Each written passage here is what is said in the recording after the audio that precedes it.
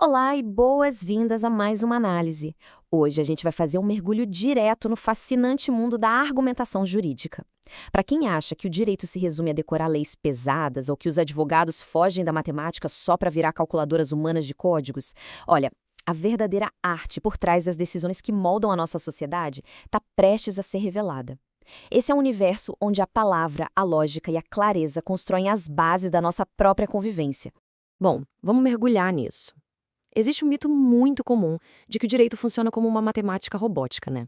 A gente costuma achar que basta pegar uma regra escrita, encaixar ali no problema e pronto, a solução sai pronta como numa equação. Mas a verdade é que direito não é e nunca vai ser uma aplicação automática da regra. A interpretação humana e a argumentação são as verdadeiras engrenagens vitais que fazem todo esse sistema rodar na vida real. E para entender como essa engrenagem roda, a nossa jornada vai seguir 5 passos. Como se a gente estivesse construindo um prédio do zero. 1. A arte de argumentar. 2. A caixa de ferramentas. 3. Os mestres arquitetos. 4. As técnicas na prática. E, por fim, 5. A Constituição e a democracia. Seção 1. A arte da argumentação.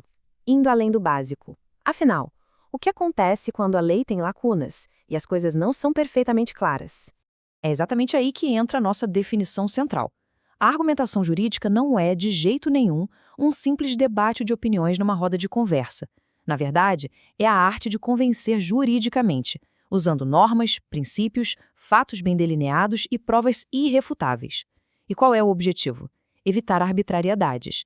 A argumentação é uma necessidade racional e ética absoluta para garantir a segurança jurídica e promover a justiça de uma forma coerente. Não é palpite, é técnica. E tem uma diferença crucial aqui que muita gente confunde: convencer versus persuadir. A persuasão geralmente apela para uma base emocional, usando valores pessoais e uma estratégia voltada para os sentimentos. Já o ato de convencer, esse opera numa frequência totalmente diferente. Convencer tem uma base estritamente racional, exige o uso pesado da lógica e de uma fundamentação jurídica muito robusta. É por isso que num tribunal o que manda é a lógica estruturada do convencimento, deixando a persuasão emocional lá em segundo plano. Seção 2. A caixa de ferramentas. As peças tangíveis do discurso jurídico. Vamos dar uma olhada no que os profissionais usam para erguer esses argumentos do zero. Para construir esse convencimento racional, todo profissional do direito precisa dominar 4 elementos centrais. Primeiro, os fatos, os eventos crus do mundo real, tipo um acidente de trânsito. Segundo, as normas, as leis escritas, como o Código Civil ou a Constituição. Terceiro, as provas, documentos, vídeos e testemunhas que materializam o que aconteceu. E para fechar, os princípios, que não são regras exatas, mas grandes conceitos guias, como a dignidade da pessoa humana. E nos bastidores de qualquer grande decisão, a gente tem uma verdadeira dupla dinâmica. Pensa neles como parceiros de equipe. De um lado a hermenêutica, que é tipo tradutor. Ela decifra e extrai o sentido exato da norma. Do outro, a argumentação, que atua como defensor. A missão dela é justificar de forma pública e racional porque aquela interpretação do tradutor é a mais correta. Sem essa união perfeita, aplicar a lei seria basicamente andar no escuro. Seção 3. Os mestres arquitetos. Os teóricos que desenharam as plantas da justiça para garantir que tudo seja racional e justo. Para garantir que toda essa estrutura lógica não desmoronasse, grandes pensadores precisaram criar as bases da justiça moderna. O primeiro pilar foi erguido por Chaim Perelman com a sua famosa Nova Retórica. O grande lance do Perelman foi trazer a ideia de razoabilidade para os tribunais. Ele defendia que o direito não pode se escorar uma lógica formal e insensível, tipo de computador, sabe? O sistema precisa de um diálogo aceitável e racional com a sociedade e com os juízes. Argumentar bem para ele é propor uma solução tão razoável que ela acabe sendo naturalmente aceita. Aí entra o nosso próximo arquiteto, Robert Alexy, e a sua teoria da ponderação. O ponto central dele é separar de forma bem cristalina as regras e os princípios. As regras são aplicadas no esquema do tudo ou nada. Já os princípios são flexíveis, eles exigem ponderação. Quando 2 princípios batem de frente no mundo real, eles precisam ser pesados, equilibrados cuidadosamente e não simplesmente excluídos de forma automática. Para a gente colocar isso no chão e ficar bem palpável, pensa naquele choque clássico. A liberdade de expressão de um lado e o direito à honra do outro. Pela teoria da ponderação, o passo a passo é super rigoroso. Primeiro, os princípios em conflito são colocados na mesa. Depois, o juiz analisa a situação com uma lupa mesmo, pesando os 2 lados para equilibrar esses direitos especificamente para aquele caso isolado. A ideia é preservar o máximo possível da essência de ambos. É como montar um quebra-cabeça super delicado. Já o Theodor Wieweg mudou um pouco a direção das coisas com a tópica jurídica. Ele praticamente inverteu o jogo. Em vez de tentar enfiar um problema real e bagunçado dentro de um sistema perfeito e fechado de leis, ele sugeriu construir o direito de baixo para cima. Ou seja, a busca por soluções deve começar partindo direto da discussão do problema concreto em si, priorizando o que funciona na prática diante de toda a complexidade do mundo real. E para fechar esse grupo de gigantes, temos Neil McCormack. Ele colocou umas travas de segurança essenciais para a estrutura não desabar.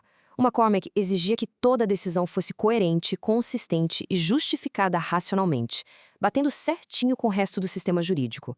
Afinal, a justiça não pode viver em bolhas ciútas, ela tem que ser uma teia completamente harmoniosa e lógica. Seção 4.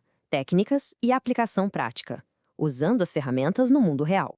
É aqui que a gente vê aquelas teorias virando ferramentas de trabalho nas salas de audiência. Existem 4 manobras clássicas para o dia a dia. Tem um argumento de autoridade, que é fortíssimo, tipo citar decisões do Supremo Tribunal Federal para dar um peso inquestionável. Tem um argumento por analogia, que é um verdadeiro salva-vidas quando a lei é omissa, importando soluções de casos muito parecidos. O argumento sistemático, que olha para o direito como um ecossistema completo. E o fantástico argumento teleológico, que escava além das palavras para buscar qual é o verdadeiro objetivo social daquela lei. É muito interessante ver isso funcionando na prática.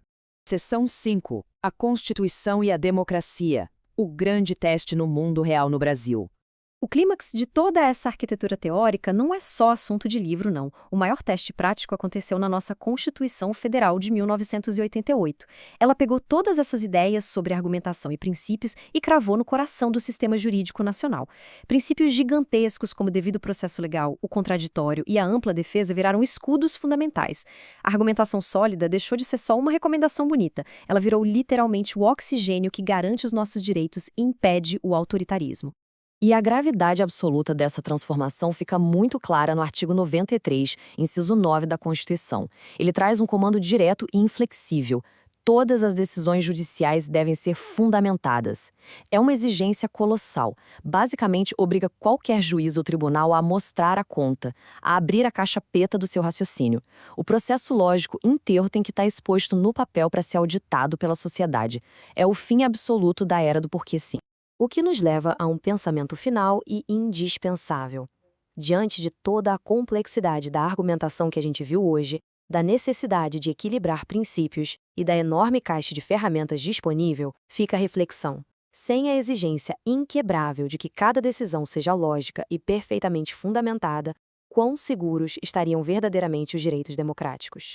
No fim do dia, a argumentação jurídica é a nossa própria blindagem contra os abusos de poder. É algo muito poderoso para se ter em mente. Muito obrigada por acompanhar mais essa análise com a gente e até a próxima.